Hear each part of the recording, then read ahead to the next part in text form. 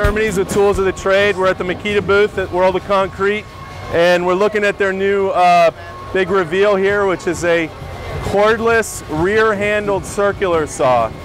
Runs on two 18-volt batteries for 36 volts, and they're saying with two 5-amp-hour batteries, you'll get 558, up to 558 cuts in 2x4s, and up to 291 cuts on 2x10s. It has a fully brushless motor. Actually, this is the motor right here. It's not a worm drive, but it feels and functions a lot like a worm drive. It's comparable to corded worm drives in its weight and its feel.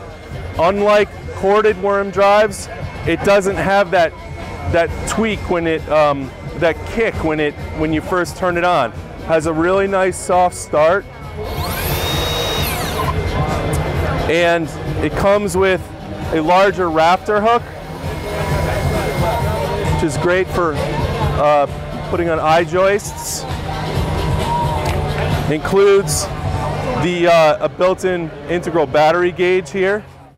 I used it to rip a 2x10, went through it very easily, ripped through 3/4 inch plywood earlier, no problem.